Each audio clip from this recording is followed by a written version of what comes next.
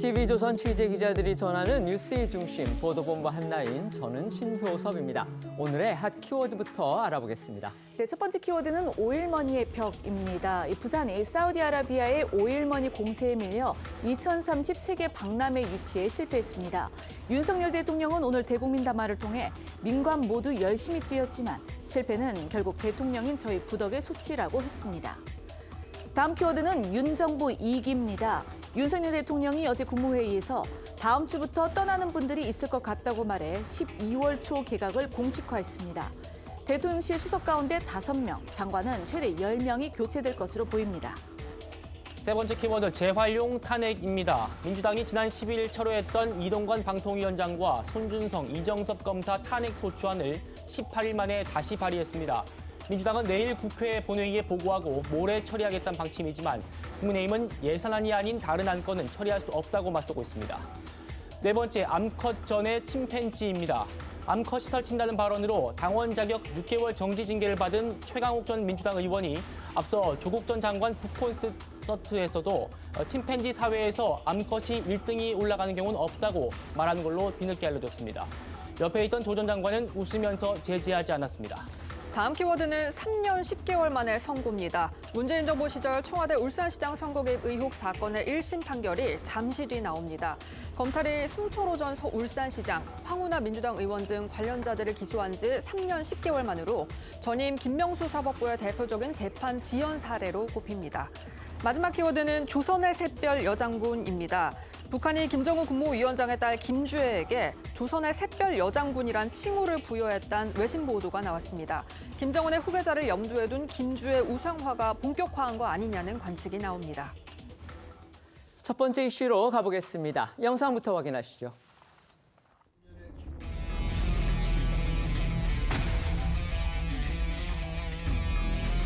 정부의 대책들이 현장에서 제대로 집행되는지 내각에서는 꼼꼼하게 좀 챙겨주시기를 바랍니다.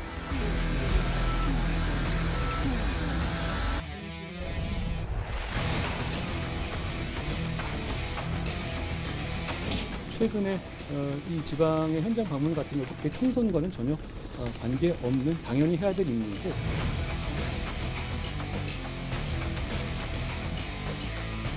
국민과 당을 위해서 필요한 일이라면 무엇이든지 제 역할을 아끼지 않을 생각입니다. 한동훈 장관이 지금 총선 나온다고 하는 것 자체가 네. 이게 원칙과 상식의 정면으로 어긋나는. 아니 또 원칙 지금 본인에 대한 관심과 주목도가 떨어지니까 관심 받으려고 하는 거죠 사실은. 그럼 원희룡 장관 입장에서는 떨어지면 끝입니다.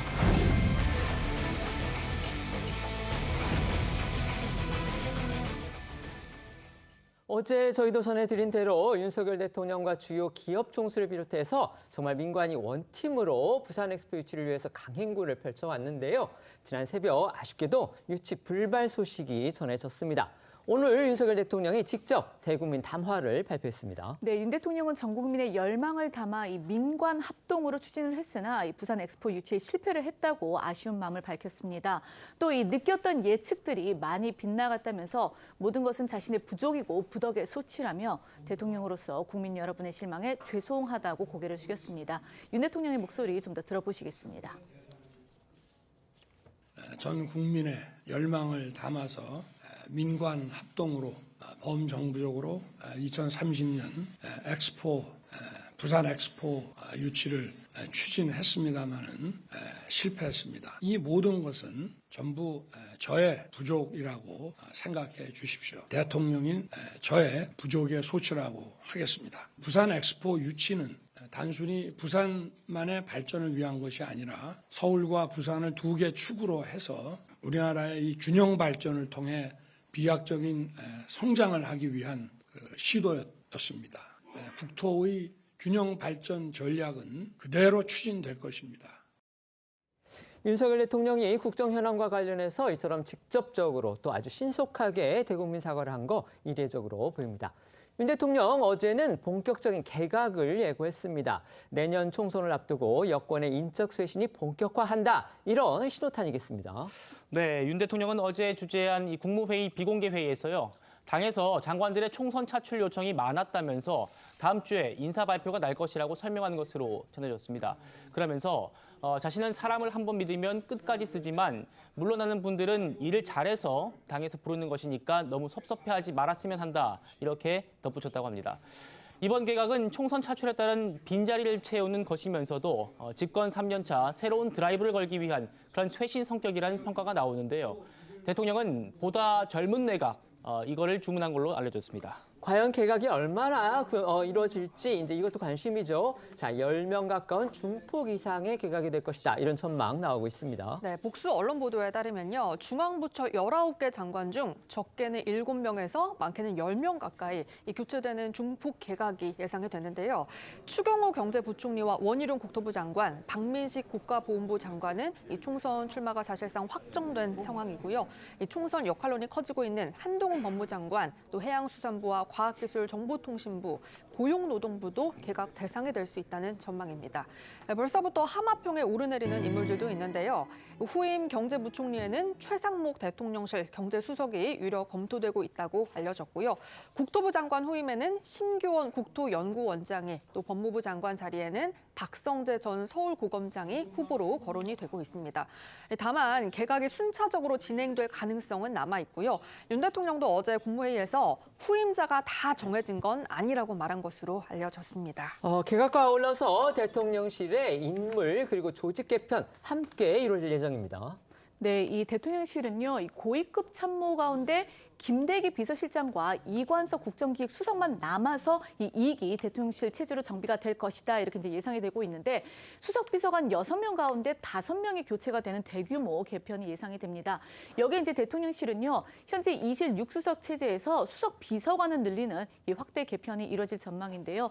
과학기술수석 신설이 사실상 확정이 됐고 현 정부의 이 3대 개혁 과제 수행을 위한 환경노동복지수석 자리가 신설될 가능성도 제기가 되고 있습니다. 그렇다면 이제 누가 수석 비서관 이 하마평에 오르내리느냐, 이제 저희가 그 인물들을 좀 더 소개를 해드리자면 정무수석에는 한호섭 국정상황실장이, 그리고 홍보수석에는 이도훈 대변인이 오르내리고 있습니다. 또한 이 시민사회수석에는요, 황상무 전 KBS 앵커가 유력 검토되고 있다고 하고요. 경제수석에는 박준섭 한국은행 금융통화위원, 사회수석에는 장상윤 현 교육부 차관 등이 거론이 되고 있다고 합니다. 이처럼 본격적인 개각이 예고된 상황에서 그 누구보다 정치권에 관심을 끌고 있는 인물들이 있죠. 바로 원희룡 국토교통부 장관, 그리고 한동훈 법무부 장관입니다. 연일 아주 왕성하게 움직이고 있습니다. 네, 앞서 전해드린 대로 원희룡 장관은 사실상 총선 출마를 확정을 지었고요. 또 다음 주 진행될 개각을 통해서 여당으로 돌아갈 걸로 전망이 됩니다. 이달 중순부터 사실 울산을 시작으로 경상도, 충청도를 오가면서 집중적으로 전국을 누비고 있죠. 그리고 한동훈 장관도 저희가 그동안 소개를 해드린 대로 지난 17일에 대구 방문을 시작으로 시민들과 친밀하게 만남을 이어가면서 외부 활동에 나서고 있는 그런 상황입니다. 최근 화제를 모았던 이 두 사람의 행보부터 영상으로 다시 만나보시겠습니다. 안녕하세요. 반갑습니다. 제가 대구에 2번째 왔는데요. 저는 평소에 대구 시민들을 대단히 깊이 존경해 왔습니다. 셀프 한 번만 찍어주실까요? 감사합니다. 네.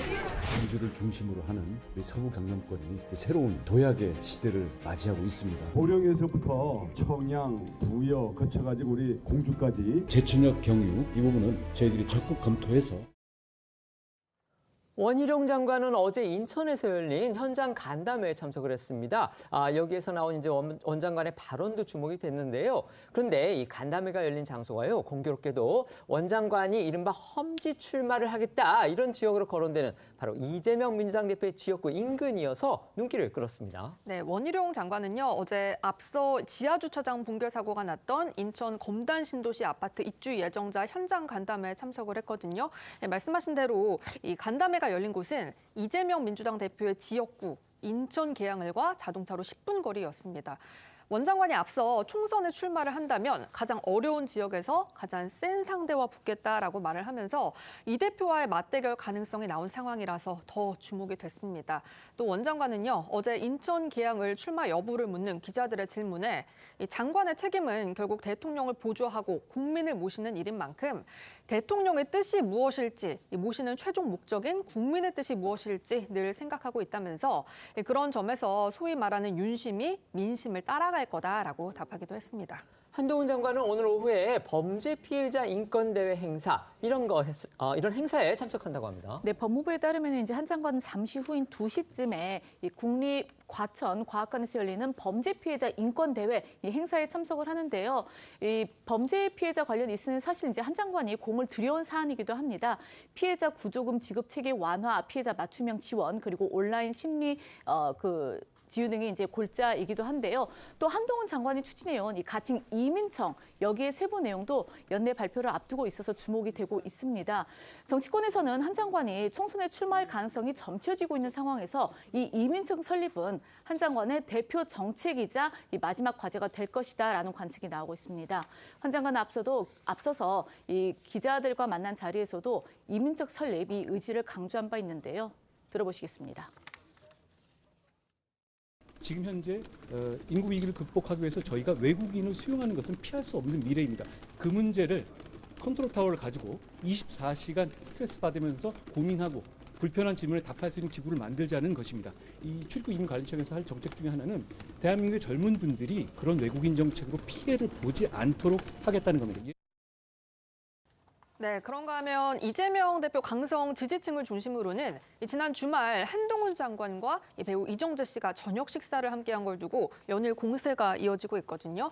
어제 일부 온라인 커뮤니티에서 한 장관과 이정재 씨가 식사를 한 이 식당 메뉴 가격과 관련한 글이 올라왔고요.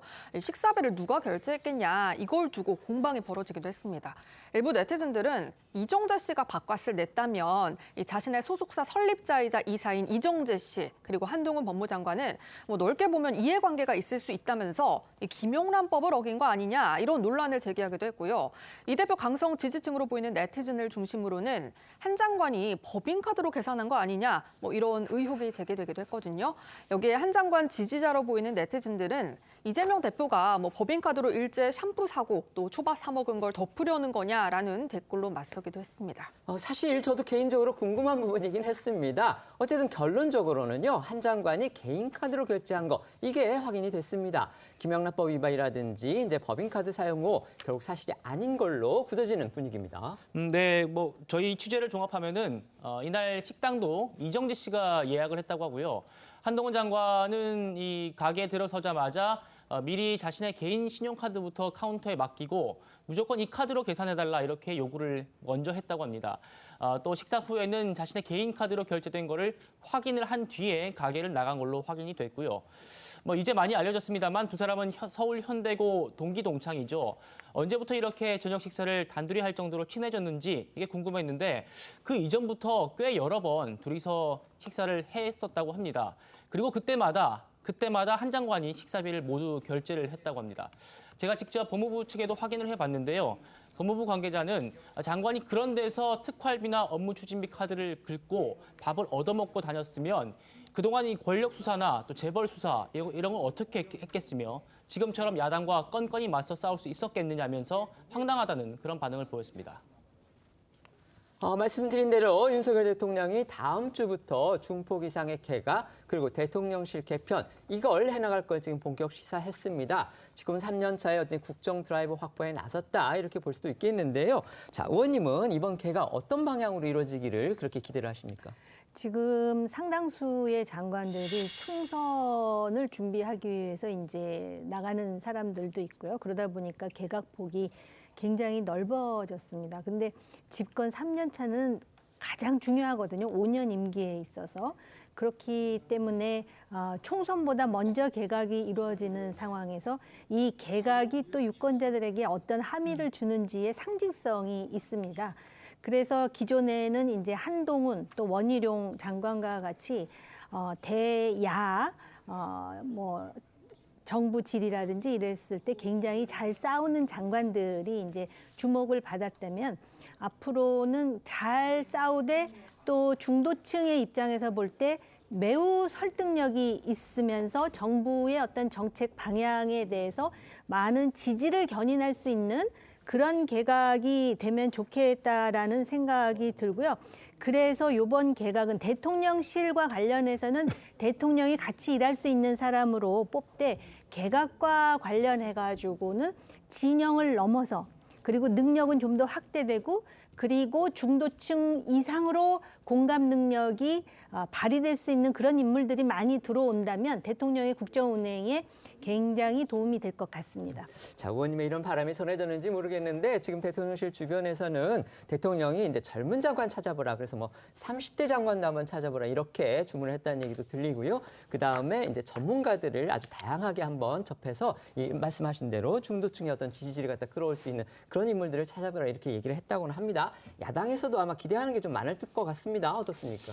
예, 뭐 다들 아시겠지만 지금 경제나 민생이 너무 어렵잖아요. 그런데 사실 지난 저 내각 같은 경우에는 주로 정치인 출신들이 많이 있다 보니까 사실은 그 전문성이 좀 부족하다는 지적들이 좀 있었습니다. 그래서 이번에는 좀 그런 정치인들보다는 지금 전문성 위주로 해서 좀 내각이 좀 개편되었으면 좋겠다라는 그 바람이 좀 갖고 있고요. 사실 지난 그 내각 같은 경우는 국회에서 누가 더 야당 의원들과 잘 싸우느냐 경쟁하는 듯한 그런 모습들로 많이 점철되어 있었거든요. 아무래도 정치인이다 보니까 정치를 염두에 둔 자기 정치 차원에서의 그런 내각 운영들이 좀 있었던 것도 사실이지 않습니까? 그런데 이제는 이제 국정 3년 차에 접어들기 때문에 정말로 정치가 그 뭐 국민의 그 삶을 나아지게 하는 그런 것인데 지금 너무나 각박한 그 민생 경제 상황에서 그걸 좀 극복할 수 있는 그래서 국회랑 좀 소통도 그 전보다는 좀 더 원만하게 하고 정치적인 영역은 정치권의 여야에 좀 맡기고 좀 윤석열 대통령님한테도 좀 이렇게 쓴소리도 좀 할 수 있는 그런 분들이 좀 내각에 들어갔으면 좋겠다는 바람입니다. 네. 자, 이제 민주당 얘기해 보겠습니다. 전현직 의원들의 막말 논란으로 지도부가 곤혹스러워하고 있는데요. 최근 사태의 진원직격인 최강욱 전 의원 별다른 사과 표명 없이 계속 험한 말들을 쏟아내고 있어서 이 지도부의 자제 요청을 아주 무색하게 만들고 있습니다. 네, 이른바 이 암컷 발언으로 민주당을 한바탕 흔들어 놓은 이 최강욱 전 의원이 어제는요, 이 친 이재명계 성향의 한 유튜브 채널에 출연을 해서 한동훈 장관을 또 저격하면서 이 수위 높은 발언을 이어갔습니다. 한 장관을 향해서 관종, 생물이라는 그런 표현을 써가면서 이 한 장관의 내년 총선 등판설을 비판을 한 건데요. 영상으로 보시겠습니다. 그 관종이 총선판이 벌어지는데 빠져서지가 뒤에 숨으려고 할 그 인간이 아니야. 그런 생물이 아니야. 애들이 지금 그런 거 무슨 국민 비호감도 이런 게 무슨 상관이야. 그냥 일단 내 자리나 욕심이 가장 중요한 애들이었고. 관종, 생물, 애. 대상이 한동훈 장관이 아니어도 누구든 이렇게 함부로 써서는 안 되는 그런 말들로 생각이 됩니다. 그런데 논란이 된 이 최강욱 전 의원의 암컷 발언이 사실 그 시작은 이 첫 번째 발언이 나오기 전날에 있었던요. 조국 전 법무부 장관의 북콘서트였다. 이런 사실이 또 뒤늦게 밝혀졌습니다. 그렇습니다. 최강욱 전 의원은 지난 19일 광주에서 열린 민영배 의원 북콘서트에서 이 윤석열 정부, 정확하게는 김건희 여사를 겨냥해서 암컷들이 설친다 이런 발언으로 여성 비하 논란이 불거졌었는데요. 그때 발언 먼저 듣고 오시겠습니다. 동물농장에도 보면 그렇게 암컷들이 나와서 설치고 이러는 거는 잘 없습니다. 한 마리도 부담스러운데 암놈까지 데리고 들어가는 바람에 그저 암컷 보호에만 열중인 것입니다. 자, 들으신 이 최 전 의원이 이 말을 하기 전날에도 조국 전 법무장관이 이 북콘서트를 열었는데요. 이때도 암컷 발언을 한 사실이 뒤늦게 알려진 겁니다. 그러니까 이 암컷 발언이 한 차례 실언이 아니라는 얘기죠. 그날 행사에서 최 전 의원과 조 전 장관은 유시민 작가의 발언을 인용해서 윤석열 정부를 침팬지 집단이라고 비유를 했는데요. 조 전 장관이 먼저 침팬지는 자기들끼리 싸우고 자기들끼리 내세운 사람을 음모로 꾸며서 몰아냈는데 최근에 윤핵관 그룹도 쫓겨나고 있다 이렇게 언급을 하니까 최 전 의원이 윤핵관들을 보면 유인원과 비슷하게 생겼다 이렇게 답을 하면서요. 적어도 침팬지 사회에서는 암컷이 1등으로 올라가는 경우가 없다 이렇게 말을 한 겁니다. 자, 그러니까 이 조 전 장관은 옆에서 듣다가 말리기는커녕 소리내서 웃는 반응을 보였는데요. 영상으로 직접 보고 오시죠. 유시민 선배님이 그걸 그렇게 말씀하셨잖아요. 이게 침팬지에서 진화한 영장류의 한 종류이기 때문에 지금 우리나라의 현실을 보면은 이게 침팬지가 하는 짓거리를 똑같이 하고 있다. 그러면은 침팬지를 보면은 너무나 잘 이해할 수 있다 이런 말씀을 하셨고 윤핵관이라는 그 그룹이 또 쫓겨나지 않습니까 지금? 특정 시기에 이용을 하고 버리고 이용하고 버리고 이걸 수시로 하는 게 침팬지입니다. 근데 희한하죠. 윤핵관들 보면은 그 유인원 비스름하게 생긴 사람들 이렇게 자꾸 나오고 그러잖아요. 참 신기해 그런 거 보면 자연에 적어도 침팬지 사회에서는 암컷이 1등으로 올라가는 경우는 없다. 천천히 생각해 보십시오. 무슨 말씀이세요? 아무리 정치적으로 이제 적대 진영에 있는 이들이라고 해도 사람을 침팬지, 유인원으로 비유를 하고요. 거기에 암컷 표현까지.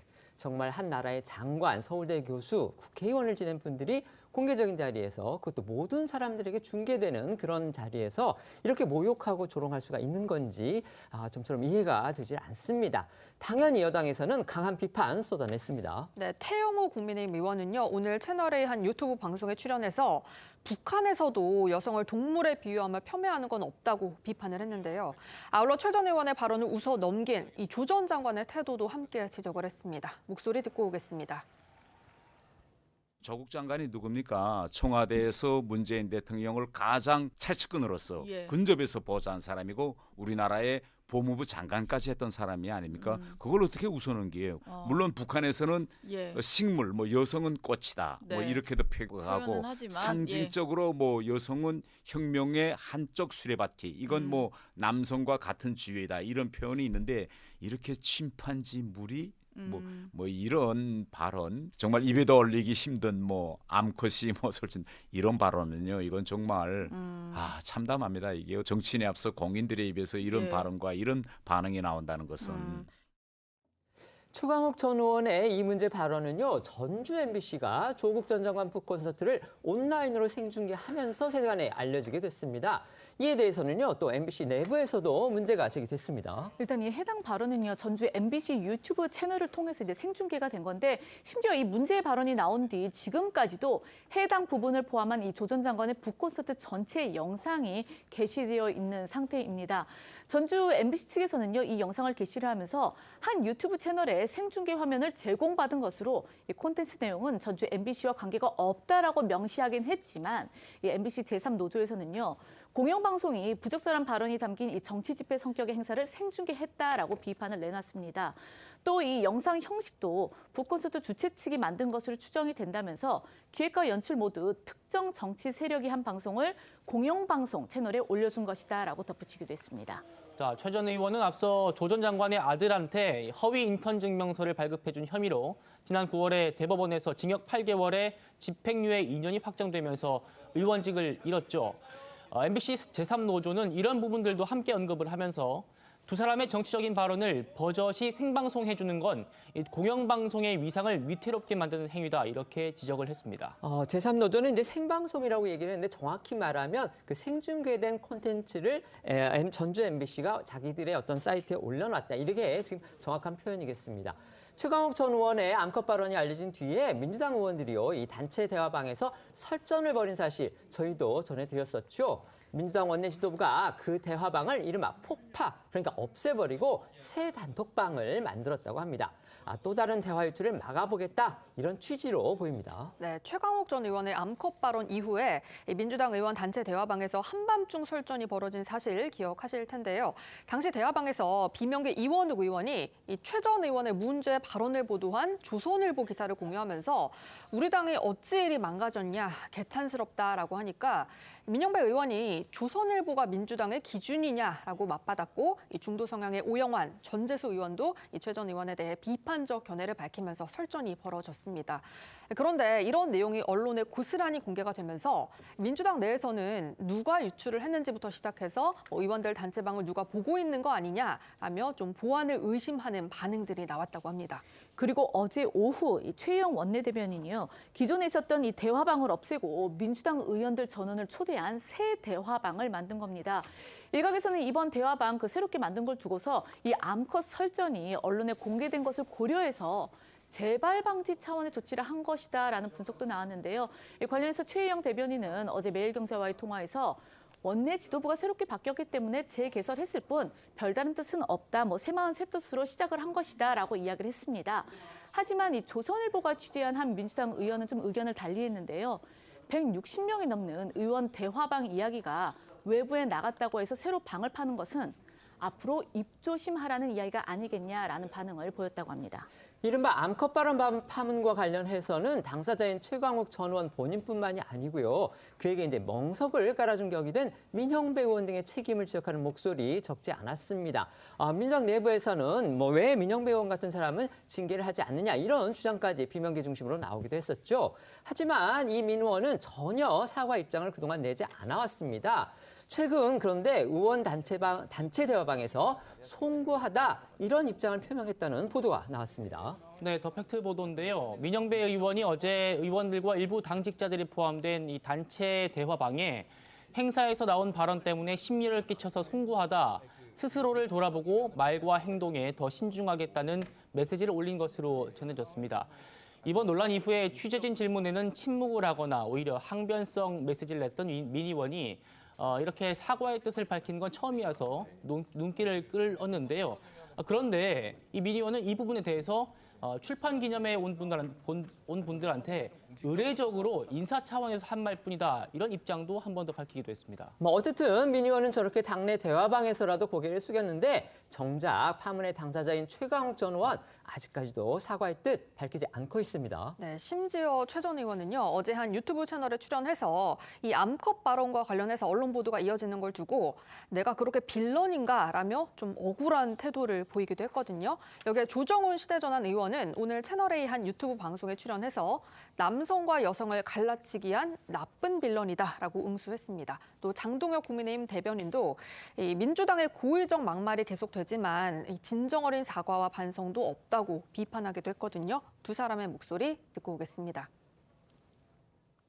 남성과 여성을 갈라치기 한 나쁜 빌런이세요. 대한민국의 절반, 구성원의 절반인 여성들한테 정말 못할 말 한 거예요. 그냥 고개 숙이고 죄송하다. 제가 불찰했다, 미숙했다라고 하면 넘어갈 일을 지금 계속 이렇게 끌고 있습니다. 내가 이렇게 빌런이냐 이러면서까지 자신의 정당성을 증명해야 될 이유가 도대체 뭐가 있을까? 지금까지의 이 민주당의 그 이전에도 노인 비하 발언부터 시작해서 민주당의 막말, 거의 고의적인 막말이 계속되고 있는데 그때마다 진정 어린 사과도 없고 반성도 없고 그리고 주변에서는 그것이 뭐가 문제냐는 식으로 반응을 하기 때문에 이런 태도라면 민주당의 막말은 저는 계속될 것이다.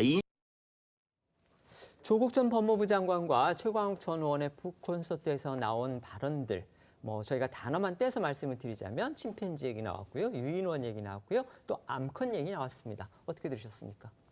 부적절한 표현들이죠. 그러니까 본인의 의사를 표현하기 위해서 이제 인용하는 것은 이제 필요하지만 저렇게 누가 국민적인 눈높이에서 상식적인 선에서 봤을 때 거부감이 있는 표현들을 하지 않는 것이 좋다라고 보는 거고, 저게 보니까 지난 18일 날 조국 전 장관 북콘서트에서 있었던 것인데 그 다음 날 있었던 민영배 의원 북콘서트에서도 또 그런 비슷한 발언이 있어서 당에서도 엄중하게 이제 비상징계로 당원권 6개월 정지 조치까지 내렸음에도 불구하고 또 그런 비슷한 게 또 앞에 이제 그거보다 전에 있었던 것이다라는 말씀을 제가 좀 확인 좀 시켜드리고요. 그리고 앞으로는 지금 우리 정치권에서 좀 이런 것들에 대해서는 좀 엄정하게 좀 여야를 떠나서 좀 이렇게 좀 처리를 할 필요가 있어 보여요. 이런 것들이 자꾸 이제 온정주의로 그 시점만 딱 지나고 다시 또 잊혀지고 그러니까 이제 반복되고 있거든요. 사실 저희 당뿐만 아니라 지난 총선 때 아마 제 기억으로는 차명진 전 의원이었나요? 그분도 막 선거 전에, 총선 전에 무슨 막말 때문에 당에서 공천을 취소해버리는 그런 일도 있었던 것 같고, 또 최근에 또 보면 당에서 이제 이념한 혁신위에서 이준석 전 대표 이제 통합한다 그러면서 대사면하면서 김재원 전 최고라든지 태용호 전 최고위는 아까 나왔는데 사면을 해줬는데 그 내용도 보면 5.18이나 사상 관련된 역사를 부정하는 그런 또 사실 막말이었거든요. 그런 것들 포함해서 정치권에서 이렇게 하는 설화라든지 막말들에 대해서는 좀 엄정하게 대처할 필요가 있겠다 이 말씀드립니다. 네, 말씀해 주십시오. 우리 정치권의 문제가 뭐냐면은 이런 막말이나 이제 설화 같은 것 때문에 논란이 될 때 말이죠. 우선 그 소속 당에서 비판과 자정의 목소리가 먼저 나와야 되거든요. 근데 항상 상대 당을 비판한다거나 아니면 너희도 그랬잖아 식으로 해갖고 이렇게 계속해서 그 논쟁만 벌이는 이 정치 문화가 굉장히 잘못됐다라는 것이 지적하고 싶은 하나고요. 그다음에 지금 최강욱 물론 전 의원이지만 민주당의 지지자들의 수준을 상당히 폄훼하는 거예요. 그런 식의 막말이 먹히고 또 그거 자체가 받아들여질 것이라고 생각하는 거는 지지자의 수준을 아주 낮춰서 보는 것이다. 이런 생각이 들고 지금 총선이 얼마 남지 않아서 거의 전쟁과 같은 정쟁이 계속해서 벌어지고 있는데 그러다 보니까는 마치 전쟁에서 악에 바친 일방이 너티밤이라 그러죠. 더러운 폭탄을 투하하듯이 이런 식의 욕설에 가까운 이러한 그 용어들, 입에 담고 싶지도 않은 용어들이 이렇게 남발된다라는 것이 정말 한국 정치를 더욱더 흐려놓는 부분이 아닌가. 지금 보면은 막말만 한 것이 아니라 외모 비하까지 하거든요. 예를 든다면 뭐 유인원을 닮았다라든지 그리고 보면은 최강욱 전 의원이 이런 얘기를 하는데 이거는 사실 사소한 거기는 하지만요. 생물학의 종 분류도 제대로 안 돼 있어요. 왜냐하면 침팬지와 유인원이 다르다는 식으로 얘기하는데 제가 알기로는 유인원의 한 종류의 침팬지가 있는 거예요. 그런데 뭐 침팬지 사이에서는 암컷이 1등으로 올라가는 경우는 없고 윤회과는 유인원을 닮고 막 자기가 막 그거를 얘기하다가 보니까는 실제로 그런 부분까지도 놓치면서 이런 막말을 하는데 지금 말씀하신 대로 이 막말이라든지 욕설에 가까운 이런 용어에 대해서 물론 유권자들도 이것을 심판해야 되지만 정치권 안에서 이것을 제재하는 하나의 시스템이 없는 한 이런 막말은 계속될 것이다라는 안타까움이 있습니다. 네. 전국이 다시 탄핵 소추의 경랑 속으로 빠져들 조짐입니다. 민주당이 이달 초에 거둬들였던 이동관 방송통신위원장, 손준성 검사장, 이정섭 검사에 대한 탄핵 소추안을 어제 다시 발의하고 이번에는 꼭 관철하겠다 이렇게 다짐하고 있기 때문입니다. 네, 앞서 민주당은 지난 9일 이 세 사람의 탄핵 소추안을 발의했다가 국민의힘의 본회의 무산 전략으로 안건이 자동 폐기가 예상되니까 하루 만에 철회를 했었죠. 그리고 18일 만에 다시 탄핵안을 들고 나온 겁니다. 민주당은 내일로 예정된 이 국회 본회의에서 안건을 보고하고 그 다음 날인 12월 1일 모레 단독 처리도 불사하겠다는 그런 입장인데요. 관련 법상 탄핵안은 본회의 보고 24시간 이후 그리고 72시간 이내에 표결을 해야 합니다. 민주당 측의 목소리 들어보시죠. 11월 30일, 12월 1일 양일간 잡혀있는 본회의에서 이미 말씀드린 대로 이동관 방통위원장과 2명의 검사에 대한 탄핵을 추진하려고 하고요.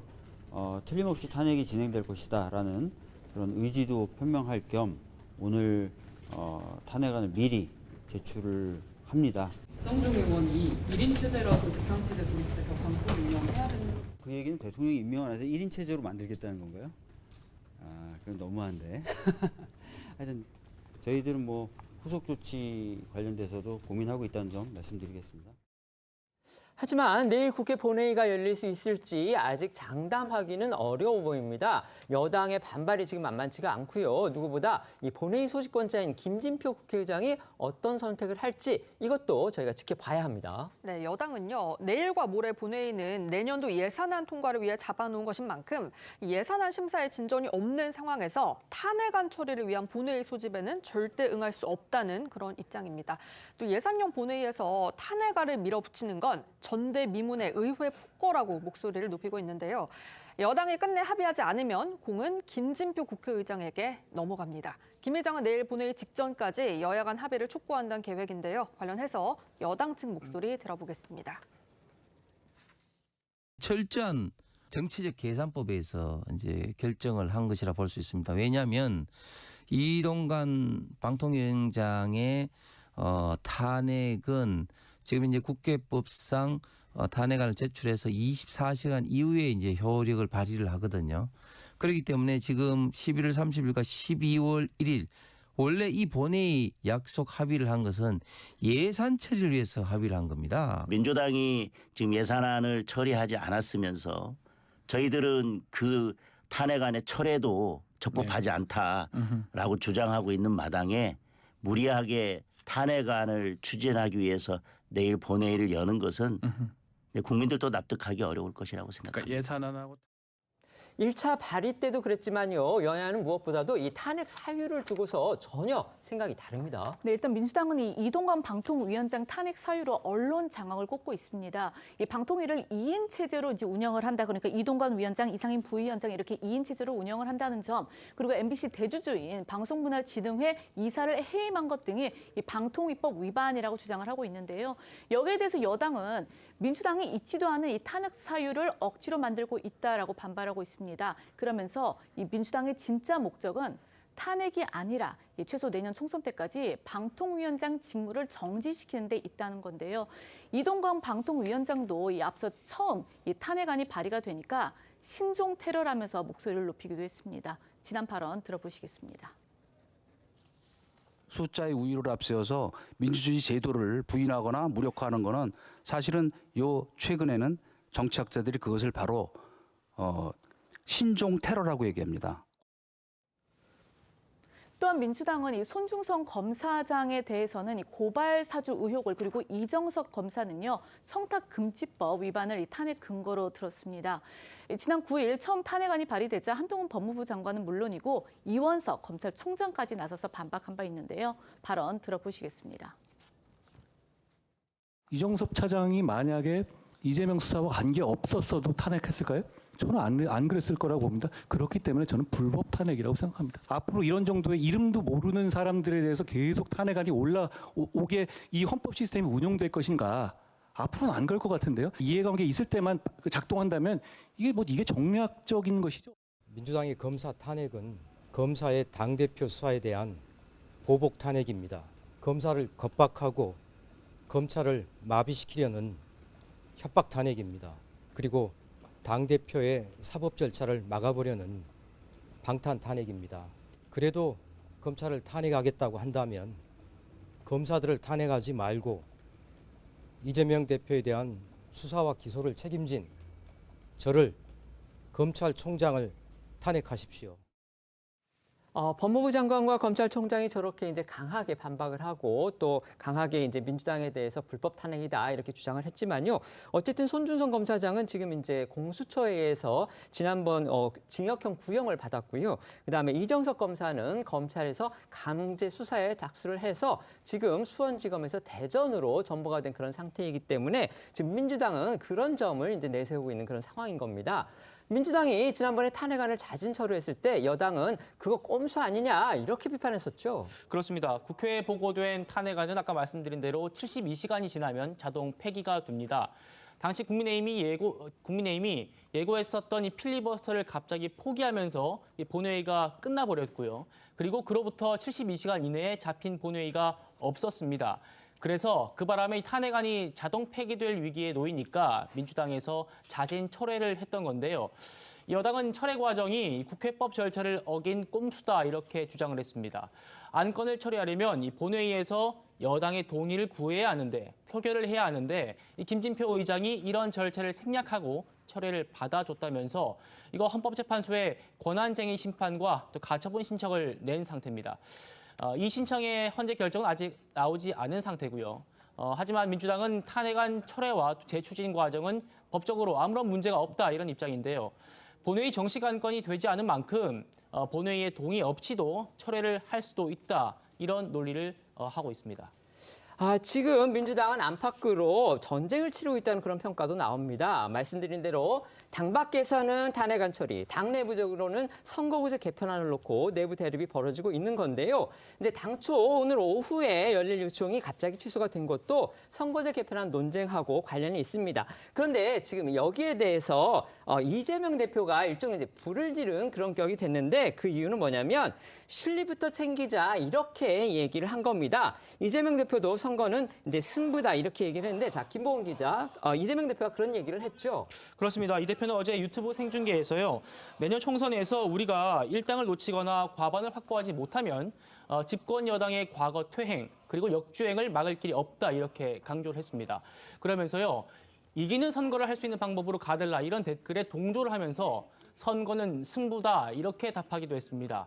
자, 이런 이재명 대표의 발언이요. 예전에 이 병립형 비례대표제로의 회귀를 시사한 거 아니냐 이런 분석이 나오고 있는 겁니다. 들어보시죠. 만약에 내년 총선에서 우리가 일당을 놓치거나 또는 과반을 확보하지 못하거나 이런 상황이 발생하면 지금 이 폭주, 과거로의 퇴행, 역주행을 막을 길이 없지 않습니까? 그래서 현실의 엄혹함이라고 하는 게 무시할 수 없는 상황, 심각하지 않습니다. 이기는 선거 할 수 있는 방법으로 해주세요 이렇게 했는데 그건 맞습니다. 선거라고 하는 거는 승부 아닙니까? 병립형으로 해야 됩니다. 이런 의견. 하여튼 신중하게 저희가 논의해서 어쨌든 선거는 뭐 무조건은 아니지만 결과로는 이겨야죠. 자, 그런데 문제는요. 이재명 대표가 지난 대선 때 위성정당 금지 또 연동형 비례제 등을 공약으로 내걸었다는 점입니다.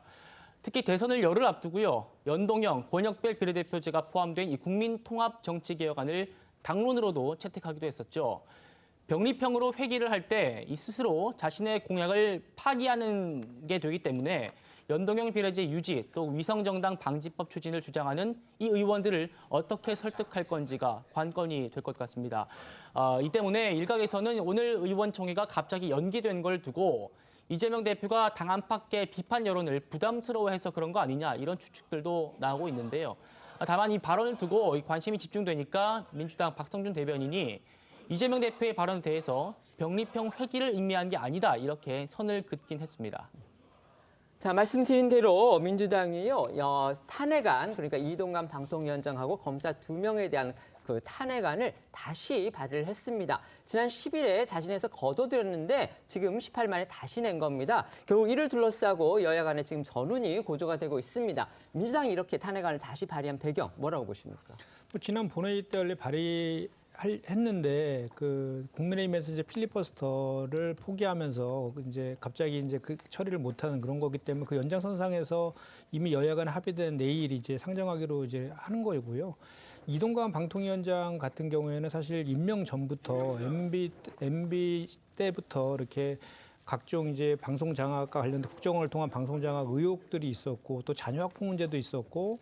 또 뭐 이렇게 인수위의 고문을 맡는다든지 대통령의 특보로서 방통위원장으로서의 독립성이나 뭐 공정성에 대한 시비들이 상당히 있었던 건 사실입니다. 그럼에도 불구하고 이제 강행을 했는데 그 이후에 임명된 이후에도 하는 그 언행들을 보면은 대단히 뭐 국회 해상권을 운운하거나 또 야당을 나치에 비유한다든지 이렇게 반민주적이고 반헌법적인 그런 그 언사들을 많이 해왔어요. 그리고 오늘 이제 아마 그 방통위 전체회의가 예정되어 있는데 거기에서 YTN 내각 최대주주 변경 승인을 의결할 것이라는 보도가 지금 예상이 지금 되고 있는데 그와 관련해서도 심사 9일 만에 아주 역대 최대의 최단 기간 통상 60일 이상 걸린다고 하는데 그렇게 졸속으로 그것도 그 인수 대상 기업이 되게 의혹이 있는 비리 의혹들이 많은 그 부분은 밝혀진 게 아니기 때문에 의혹으로 지금 보도되고 있는 그런 것들에 대해서도 오히려 더 그 정밀하게 심사해야 됨에도 불구하고 이렇게 하는 것은 결국은 탄핵 전에 결국은 그렇게 그 중공영방송을 민영화하려고 하느냐 이런 태도들까지 덧붙여져서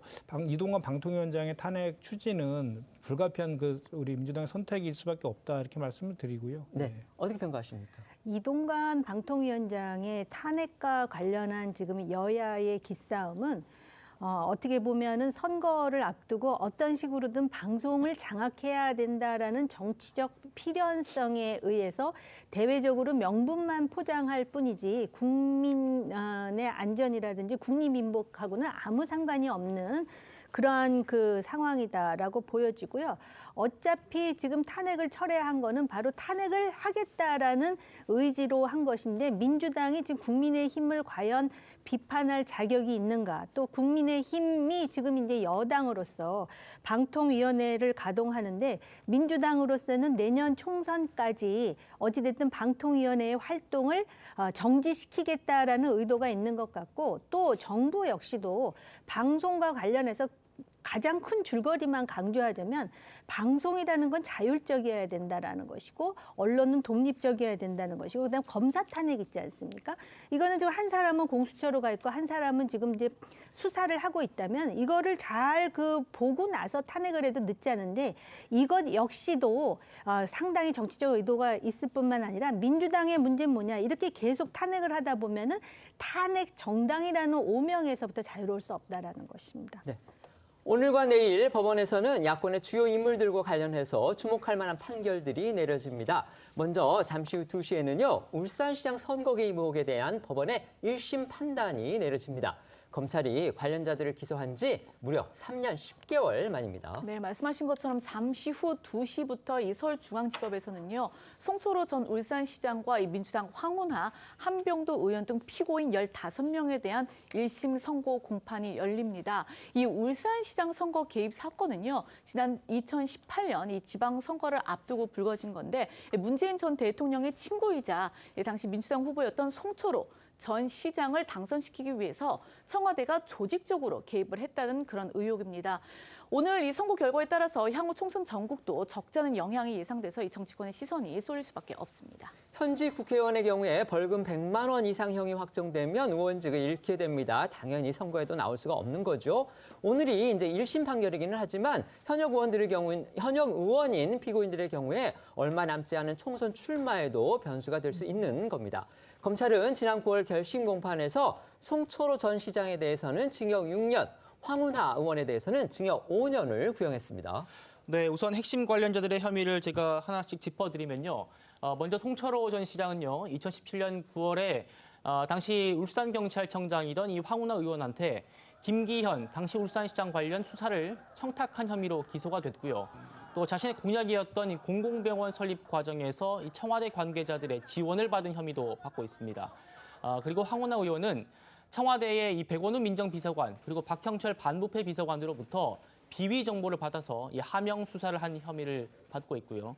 또 이 한병도 의원은요, 청와대 정무수석일 때 송 전 시장의 당내 경쟁자한테 경선 포기를 대가로 공직을 제한한 혐의 이걸로 재판에 넘겨졌습니다.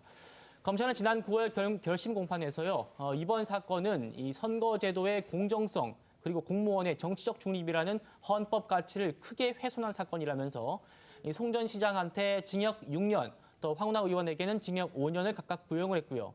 또 백 전 비서관한테는 징역 3년, 또 한 의원과 박 전 비서관에게는 징역 1년 6월을 선고해서 달라고 재판부에 요청을 했습니다. 하지만 피고인 15명 모두 대부분 혐의를 인정하지 않고 있는 그런 상황입니다. 네, 송철호 전 시장은요, 남을 밀고 하는 야비한 삶을 살지 않았다고 주장을 하면서 혐의를 부인했고요. 황운하 의원은 검찰이 불순한 의도를 갖고 경찰의 정당한 업무 수행을 표적 수사로 둔갑시켰다면서 이 청와대 하명 수사 의혹을 부인했는데요. 지난 2021년 첫 재판에 출석했던 두 사람의 목소리도 다시 들어보겠습니다. 참 무리한 기소입니다. 보수의 정치 검찰이 억지로 끼워 맞춘 삼류 정치 소설이 기소라고 이 내용이라고 생각합니다. 전면 다 부인하시는 건가요? 그렇습니다. 법정에 서야 할 사람은 제가 아니고 검찰입니다. 검찰은 없는 사건을 만들어내고 있는 사건은 덮어버리는 범죄를 저질렀습니다. 검찰의 사건 조작과 날조 때문에 김기현 측근 비리 수사는 청와대와는 아무 관계가 없습니다. 저희가 이번 정부 들어서 정치검찰 얘기를 많이 들어서 이게 지금 저 두 사람의 얘기만 들으면 이번 정부에서 이 검찰이 수사를 시작해서 이런 일이 벌어진 거 아닌가 이런 좀 오해를 하실 수도 있겠는데요. 다시 한번 말씀드리지만 이 사건의 수사는 문재인 정부 당시에 검찰이 수사를 했고 기소를 한 그런 사건이라는 거 다시 한번 말씀을 드리겠습니다. 2018년 지방선거 당시에 어떤 일이 벌어졌길래 과연 이런 사건까지 이렇게 비화가 됐는지 그 상황도 다시 한번 자세히 살펴봐 주시죠. 자, 앞서 이제 말씀드렸듯이 이 사건의 핵심 쟁점은 문재인 전 대통령과 친분이 있는 그러니까 30년직이라는 이 송철호 후보의 당선을 위해서 당시 청와대가 조직적으로 개입을 했느냐 그 여부입니다. 검찰은 당시 청와대 8개 부서가 조직적으로 움직였다 이렇게 보고 있는데요. 일단 사건 그 시간을 2018년 그 지방선거를 앞둔 시점으로 되돌려 보면은 당시 경찰은 이 울산시장 재선에 도전을 운전을 하던 김기현 당시 시장, 이 현 국민의힘 대표에 대한 수사에 착수를 하게 됩니다. 김 대표 동생과 비서실장 등이 건설 사업 이권에 개입했다라는 이제 의혹이 불거졌기 때문이었는데 경찰 수사 이후 2019년 3월 이들은 이제 무혐의 처분이 되긴 했지만은 김 대표는 결국 낙선했습니다. 검찰은 이 과정을 어떻게 보고 있냐면은 이 당시 송 전 시장의 제보로 문재인 청와대 민정수석실이 김 대표에 대한 이 수사 첩보를 전달을 해서 황운하 전 청장이 수사를 하도록 한 것으로 보고 있는 겁니다. 이제 당시에 하명 수사 논란이 일었던 부분이죠. 이 과거 억울함을 호소했던 김 대표의 목소리 들어보시겠습니다. 다시는 있어서는 안 될 역대 최악의 선거범죄 사건입니다. 온 동네 사람들 다 수세되면서 이렇게 난장판 선거를 만들었는데 당연히 그 배후 몸통이 있습니다. 명확합니다. 그 배후 몸통은 차츰 밝혀질 것이고 반드시 밝혀내서 역사와 법의 재판정에 세울 것입니다. 들으신 것처럼 김 대표는 이번 사건의 배후 몸통 따로 있다. 지금 이렇게 주장을 하고 있습니다. 결국 오늘 선고 결과에 따라서 이 문재인 청와대 윗선으로 다시 의혹이 확산될 가능성 이것도 제기되고 있습니다. 그렇습니다. 앞서 검찰은요, 이번 사건과 관련해서 청와대와 경찰을 한 몸으로 표현을 한 바 있습니다. 2년 전 첫 재판 때 문 대통령과 친분이 있었던 이 송철호 시장 당선을 위해서 청와대와 경찰이 한 몸이 돼서 경쟁 상대인 김기현 후보에 대한 표적 수사를 진행하는 것이다. 이렇게 재판에서 설명을 했던 건데요. 또 앞서 공개된 공소장에도 이 문재인 대통령의 이름이 35차례나 언급된 걸로 알려졌습니다. 문 전 대통령하고 송 전 시장 30년 지기로 알려져 있습니다. 그리고 노무현 전 대통령과 함께 이 부산, 울산 지역에서 인권 변호사로 활동한 그런 전력이 있습니다. 그렇습니다. 다만 이 당시 재판에서 이 황운하 의원은요, 이 송철호 변호사와 식사를 한 적은 있지만 청탁을 받은 사실은 전혀 없다면서 오히려 토착 비리 수사가 이 검찰권의 남용으로 덮였다 이렇게 주장을 했습니다. 이 사건의 청와대 측 피고인인 한병도, 백원우, 박형철 이 세 사람도요. 자신들은 통상적인 업무를 했을 뿐이고 혐의가 없다 이렇게 일제히 부인을 했습니다. 관련해서 과거에 이 송 전 시장과의 인연을 강조했던 문재인 전 대통령의 목소리 잠시 듣고 오시죠. 홍 후보님과는 지금 30년 됐는데요. 함께 인권 변호사, 정치적인 어떤 방향과 선택을 늘 함께 온 정말 아주 오래된 정말 든든한 동지 사이입니다. 지금까지 무려 6번 그렇게 이제 낙선하면서 정말로 그 바보 노무현보다 더 바보 송철호 그 길을 지금 걸어오고 계신 거죠. 이번에는 반드시 된다는 자신감 가지고 간절한 마음으로 그렇게 반드시 당선 이루시기 바랍니다. 저희 방송 시간 내에 1심 재판 결과 나오면 저희가 속보로 전해드리도록 그렇게 하겠습니다. 이번에는 재판부 기피 신청으로 인해서 이 재판 지연 논란이 벌어지고 있는 이화영 전 경기도 평화부지사 재판 이야기 해보겠습니다. 네, 이틀 전 쌍방울그룹 불법 대북 송금에 연루돼 재판을 받고 있는 이화영 전 경기도 평화부지사 측이 A4 용지 38장 분량의 이 재판부 기피를 위한 재항고장을 대법원에 제출을 했습니다. 앞서 이 전 부지사 측은 지난달 23일 제기한 재판부 기피 신청이 기각이 되자 항고를 했고요. 이마저 기각이 되자 이 대법원을 찾은 건데요. 이런 가운데 지난 8일 한 유튜브에 출연한 이 전 부지사 측 변호사가 재판부 기피 신청을 하면 선고는 다음 재판부가 하게 될 거라며 무조건 현 재판부는 아니어야 한다는 게 자신들의 입장이다라고 말한 게 뒤늦게 알려지면서 이렇게 논란이 되고 있는 건데요. 다시 말해서 공정한 재판을 받기 위한 이 법관 기피제를 재판 지연을 위한 수단으로 악용하고 있는 거 아니냐 이런 지적이 나오고 있습니다. 이 전 부지사 측 변호인의 이야기 직접 들어보겠습니다. 정상적으로 한다고 하면 뭐 한두 달은 걸리겠죠. 정상적으로 판단을 한다고 하면 이 시기가 내년도 2월 인사이동 시기랑 겹칠 수도 있습니다. 한 1월 정도에 재판이 재개된다고 하면 1월에 재판을 마친다고 하더라도 판결 선고는 다음 재판부가 해야 되잖아요. 네. 그러니까 1월에 재판은 마치진 못할 거예요. 어쨌든 저희는 기피 신청이 인용이 돼서 재판부가 바뀌든 아니면 시간이 지연이 돼서 재판부가 인사이동으로 바뀌든 무조건 현 재판부는 아니어야 된다라는 게 저희의 입장입니다. 법조계에서는 이화영 전 부지사가 내년 총선 전까지 1심 선고를 받지 않으려는 그런 의도를 나타낸 것이 아니냐 이런 해석이 나오는데 일단 이 전 부지사 재판은요 현재 50차까지 진행이 됐거든요. 이제 4차례 정도만 더 진행되면 결심이 가능한데 또 내년 2월에 정기 인사가 있습니다. 결국 재판부가 이제 교체가 될 경우에는 이 추가 공판 등을 통해서 그동안 출석한 이 증인 수십 명의 증언을 다시 확인하는 등 어떻게 보면 증거 조사부터 처음부터 다시 해야 하기 때문에 이 선고가 지연될 가능성이 있다라는 겁니다. 관련해 이제 문화일보에 따르면요, 이 검찰 출신의 한 변호사는 이화영 전 부지사는 이재명 대표와 공모 의혹을 받는 만큼 이 선고가 이루어질 경우 당연히 법원이 두 사람 공모 여부를 판단하지 않을 수가 없다면서 이 기피 신청은 결국 내년 총선 전까지 이 법원이 이 대표 공모 여부를 판단하지 못하게 하려는 그런 의도가 아니겠느냐 이렇게 말한 것으로 전해집니다. 안 그래도 이 전 부지사 재판 지난 7월 이후 지금 4개월째 파행을 거듭하고 있는 그런 상황입니다. 그렇습니다. 지난 7월에 열렸던 공판에서 이 전 부지사의 아내가 기억하실 텐데요. 이 변호사에 대한 해임 신고서를 법원에 제출하면서 재판이 멈췄죠. 그리고 우여곡절 끝에 열렸던 지난 8월 재판에선 이 전 부지사 측 변호사가 이 법관 기피 신청서를 냈지만 이때는 이 전 부지사가 내 뜻이 아닙니다라면서 변호사가 사임계를 내고 돌연 퇴정하는 그런 웃지 못할 상황이 벌어지기도 했었습니다. 그리고 이후에 몇 차례 재판이 좀 진행되는 것 같더니 지난달 말에 이 전 부지사 측이 다시 법관 기피 신청서를 낸 뒤에 지금까지 버티기가 이어지고 있는 그런 상황입니다. 이렇게 재판 장기 파행 상태가 이어지면서 이 검찰 측 역시 불쾌감을 감추지 못하고 있습니다. 중앙일보에 따르면요, 한 검찰 관계자는 이 전 부지사 측의 재판부 기피 신청 전후 행보에 대해서 이 재판을 지연하겠다는 의도를 명백하게 드러낸 것이다라고 비판했다고 하고요. 또 이 전 부지사 측이 불리한 선고 결과를 우려해서 이 법관 기피 신청으로 이 재판부 쇼핑을 하고 있다는 말도 나왔다고 합니다. 이렇게 재판이 파행을 거듭하는 사이 두 차례 추가 구속영장 발부로 늘어난 이 전 부지사의 1심 구속기간 만료 시점 역시 5개월이 채 남지 않은 상황입니다. 네. 저희가 예고해드렸듯이 내일은 또 대장동 의혹과 관련해서 첫 판결도 나옵니다. 이제 이 대표 스스로 측근이라고 말한 김용 전 민주연구원 부원장의 그 정치자금법 위반 사건이 벌어지는 재판이 결과가 나오는데 이건 이제 대장동 사건의 첫 재판 결과고요. 이재명 대표하고도 직접 관계가 있기 때문에 저희가 내일 이 재판 결과도 상당히 주목이 되는 그런 상황입니다. 패널들께는요, 울산시장 선거 개입 사건 1심 판결에 대해서 여쭤보겠습니다. 결과 이제 잠시 뒤에 나올 것 같은데 이 유무죄와는 상관이 없이요.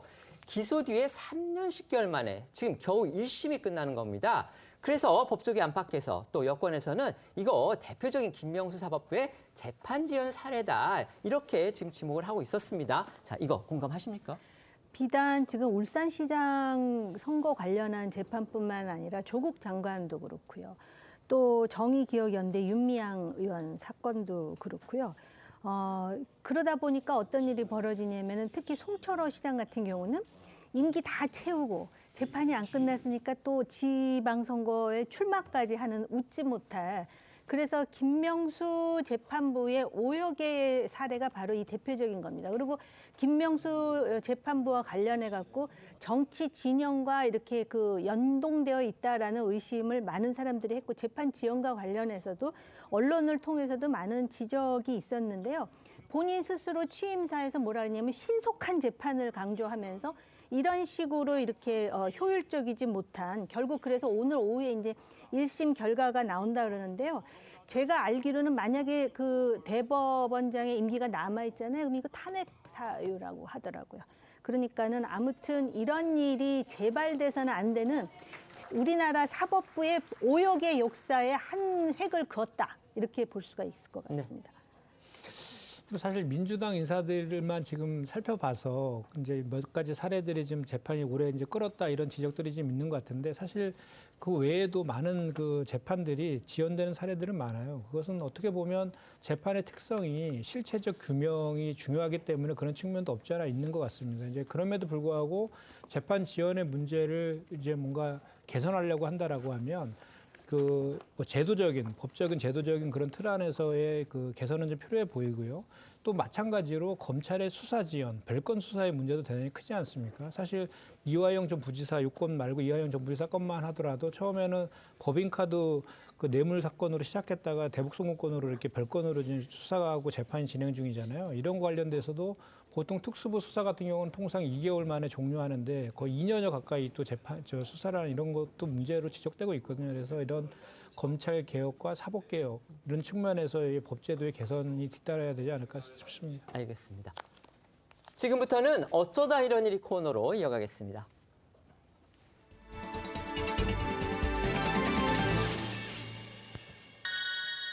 첫 번째는 조선의 샛별 여장군입니다. 북한이 김정은 국무위원장의 딸 김주애에 대해서 조선의 샛별 여장군 이런 표현을 쓰기 시작했다. 외신 보도 나왔습니다. 네, 미국의 자유아시아 방송이요. 평양의 한 소식통을 인용해서 최근 군사 정찰 위성 발사 성공을 자축하는 간부 강연회에서 조선의 우주강국 시대가 열렸다 이러면서 우주강국 시대의 미래는 조선의 샛별 여장군에 의해 앞으로 더 빛날 것이다라는 이런 발언이 나왔다고 보도를 한 겁니다. 이 평안북도의 소식통도 이 독극 간부 대상 강연회에서 이 같은 표현을 썼다라고 이제 미국 매체에 밝혔다고 하는데요. 이 조선의 샛별이라는 표현은요, 김일성의 초기 혁명 활동을 선전할 때 사용하던 것으로 이거는 이제 최고 전원 그 자제에 사용한 것이라는 게 소식통의 설명입니다. 북한은 통상 이 해를, 그러니까 하늘에 떠 있는 해를 지도자로, 그다음에 별을 후계자로 의미하는 그런 상징으로 썼습니다. 그렇다면 이 보도가 맞을 경우에 이 샛별 칭호 주애한테 붙은 거라면 이건 결국 후계 구도하고 관련되는 거 아니냐? 이래서 주목이 되는 겁니다. 네, 말씀하신 대로 그런 이유 때문에 일각에서는 사실상 이 김정은의 후계자를 염두에 둔 김주애 우상화가 본격화한 거 아니냐 이런 관측이 나오고 있는 겁니다. 자, 실제로 김정은 위원장도요, 어린 시절에 북한 내부에서 샛별 장군으로 불리다가 2009년 1월에 후계자로 내정된 이후에는 김 대장으로 바뀌었고요. 또 김정일 국방위원장 사망 이후에는 위대한 영도자라는 칭호가 붙었습니다. 네, 이뿐만이 아니고요. 지난해 11월 처음 북한 매체에 등장한 김주애는 1년 동안 북한의 공개 보도에 18차례나 등장을 하면서 후계자로 해석될 수 있는 그런 행보를 보여왔습니다. 특히 올해 9월에 이 정권 수립일 기념 열병식에서 주석단에 앉은 김주애한테 군서열 2위 박정천 군정 지도부장이 무릎을 꿇고 속닥이는 모습이 공개되기도 했었고요. 북한 매체는 지난해 11월 처음 등장한 김주애를 사랑하는 자제분으로 불렀고 또 이후에는 존귀하신 자제분으로 호칭을 격상한 바 있거든요. 듣고 오겠습니다. 역사적인 중요 전략무기 시험 발사장에 사랑하는 자제분과 여사와 함께 몸소 나오시어 시험 발사 전 과정을 직접 지도해 주시며 경애하는 정 비서동지께서 존귀하신 자제분과 함께 촬영장에 나오시자 전체 참가자들은 폭풍 같은 만세 환호를 힘껏 터쳐 올렸습니다. 김종은 동지께서 존경하는 자제분과 함께 숙소에 도착하시자 가장 뜨거운 경모의 정을 안고 영접했습니다. 네, 북한 고위 외교관 출신인 국민의힘 태영호 의원은요, SNS에 이렇게 밝혔습니다. 북한이 위성 발사 성공을 이 김 위원장의 10대 딸을 신격화, 우상화하는 데 이용하고 있다면서 이 지도부 최고위층에서 주애를 후계자로 임명하는 내부 절차를 끝냈다는 것을 의미한다 이렇게 이제 분석을 했는데요. 우리 정부도 이 해당 발언이 사실 경우에는 김주애에 대한 이 우상화 정황으로 볼 수 있다 이렇게 판단하는 것으로 알려졌습니다. 관련해 통일부 관계자는요, 이 칭호가 실제 사용됐는지를 파악하는 게 우선이라면서도 이 후계 구도와 관련해선 모두 가능성을 열어두고 관계기관이 주시하고 있다라고 전했습니다. 다만 김 위원장의 첫째 아들 존재 여부가 불확실한 만큼 김주애를 후계자로 특정하는 게 시기상조다 이런 평가도 나오고 있는데요. 앞서서 2017년에 김 위원장한테 장남이 있다 이렇게 국회 정보위원회에 보고한 국가정보원은요. 올해 3월에 김정은 첫째 자녀가 아들이라는 첩보가 있어서 계속 확인 중이다라고 밝힌 바 있죠. 이와 관련해서 일단 통일부는 김주애 외에 자녀 유무는 확인된 바가 없다 이런 입장을 내놓고 있습니다. 두 번째는 혐의 벗어야 태극마크입니다. 불법 촬영 혐의로 입건된 축구 국가대표 황의조 선수가 결국 태극마크를 떼게 됐습니다. 네, 이 황의조 선수에 대한 부정적인 여론이 가시지 않으니까 이 대한축구협회가요, 결국 적극적인 조치에 나섰습니다. 축구협회는 어제 오후 회의를 열고 이 황 선수에 대한 수사기관의 명확한 결론이 나올 때까지 국가대표에서 제외하기로 했다라고 결정을 했는데요. 유죄의 여부가 이게 드러난 건 아니지만 태극마크가 지닌 상징성을 고려한 조치라고 이 이윤남 축구협회 윤리위원장은 설명을 했습니다. 들어보시겠습니다. 사실관계에 대한 수사기관의 명확한 결론이 나올 때까지 국가대표 선수로 선발하지 않기로 결정하였습니다. 고도의 도덕성과 책임감을 가지고 국가대표팀 명예를 유지해야 될 그런 의무가 있고 본인의 사생활 등 여러 부분을 관리해야 된다는. 황 선수는 이제 피의자 신분으로 전환이 돼서 경찰 조사를 받고서도 국가대표 A매치에 출전을 해서 논란에 휩싸였었죠. 네, 지난 18일 성폭력처벌법 위반 혐의 피의자 신분으로 조사를 받은 황 선수는 이튿날 월드컵 2차 예선을 위해 중국으로 출국을 했었는데요. 그런데 경기 당일인 지난 21일 피해자 측이 이 촬영에 동의한 적이 없다면서 합의된 동영상 촬영이다라는 황 선수 측 주장을 정면으로 반박을 한 겁니다. 이런 상황에서도 클린스만은 황 선수를 중국전 후반 교체 투입을 했고 당시 클린스만 감독은 아직 혐의가 나오지 않았다. 명확한 사실이 나오기 전까지는 우리 선수다라고 감싸기도 했었는데요. 목소리 들어보겠습니다. Yeah, no, Wejo is a fixed plan for us. He's our player, and unless nothing is proven to the case, it's speculation. So until there's nothing really concrete, there's no problem for Wejo. He's part of our team. 자, 하지만 이 클린스만 감독의 이런 반응에 오히려 축구 팬들과 시민연대 등은요, 국가대표팀 감독의 도덕 불감증이다 이런 비판을 쏟아냈고요. 이렇게 부정적인 여론이 확산하니까 앞서 설명드린 것처럼 축구협회도 침묵을 깨고 황의조 선수의 국대 자격을 잠정 보류하기로 결정을 내린 겁니다. 자, 이 소식을 들은 클린스만 감독도 결국에는 지금 상황을 충분하게 이해한다. 대한축구협회의 결정을 존중하겠다라는 뜻을 밝힌 걸로 알려졌습니다. 네, 이에 따라 클린스만호는 한때 이 대표팀 주포이자 현재 잉글랜드 챔피언십 무대에서 활약하는 황의조 선수 없이 2024 이 카타르 아시안컵에 나서야 할지도 모르는 그런 상황에 놓였는데요. 일단 클린스만 감독이 이 64년 만에 우승을 목표로 내건 이번 아시안컵은 내년 1월 12일 날 개막을 합니다.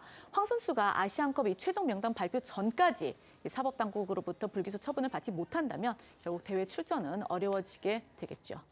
황의조 선수와 관련해서는요, 계속 이제 파문이 확산이 되고 있습니다. 황 선수 측이 이 피해자의 신상을 제3자한테 전달을 했다. 그러니까 피해자의 신상을 제3자한테 노출했다는 겁니다. 결국 2차 가해 의혹 불거질 수밖에 없습니다. 네, 조선일보 등 일본 보도에 따르면요, 황의조 선수는 영상 유포자가 형수라는 사실을 알게 되자 피해자한테 처벌 불원서를 제출해달라면서 연락을 했다가 응답이 없으니까 자기 주변 사람들한테 피해자 연락처를 주고 함께 처벌 불원서를 부탁하자 이렇게 요청을 했다고 합니다. 그러니까 이 피해자의 신원을 동의 없이 제3자한테 넘기는 건 2차 가해에 해당하죠. 지난해 7월 대법원 양형위원회가 2차 가해가 성범죄 가중처벌 요건으로 적용할 수 있다고 정한 바도 있죠. 그리고 특히 황 선수 측은 지난 22일에도요. 피해자를 특정할 수 있는 그런 신상 정보를 공개해서 2차 가해 논란을 일으킨 적도 있습니다. 하지만 이와 관련해서 황 선수 측은 지난 27일 입장문을 통해 황 선수는 축구 팬들에게 사생활로 심려를 끼쳐 죄송하다면서 본인의 부덕함을 돌아보며 자성하겠다라는 심경을 밝혔다고 했고요. 2차 가해 의혹이 불거진 데 대해서는 피해자의 신상에 대한 철저한 보안을 지키고 있다 이렇게 해명을 했습니다. 이런 가운데 경찰은 황 선수 소유의 휴대전화 4대, 또 노트북 1대에 대해 이 포렌식 작업을 진행을 하면서 불법 촬영 영상이 추가로 더 있는지 살펴보고 있다고 합니다. 이런 상황에서 난데없이 이 황의조 선수가 한 골 세레머니가 또 논란의 중심에 섰다고 합니다. 이거 어떻게 된 일입니까? 네, 지금 잉글랜드 프로축구 2부 리그 그 노리치 시티 소속으로 뛰고 있는 황 선수가 지난 26일에 이 퀸스파크 레인저스와의 홈 경기에서요 결승골을 터뜨렸는데 이 결승골을 하고 나서 곧장 관중석을 향해 달려가더니 고개를 약간 숙인 채 입에 손을 갖다 대는 세레머니를 한 겁니다. 이게 이제 이른바 쉿 세레머니라고 하는데 통상적으로 이제 축구 선수들이 상대팀 팬의 도발에 응수를 하거나 혹은 이제 본인의 부진 논란을 떨쳐냈을 때 취하는 포즈라고 합니다.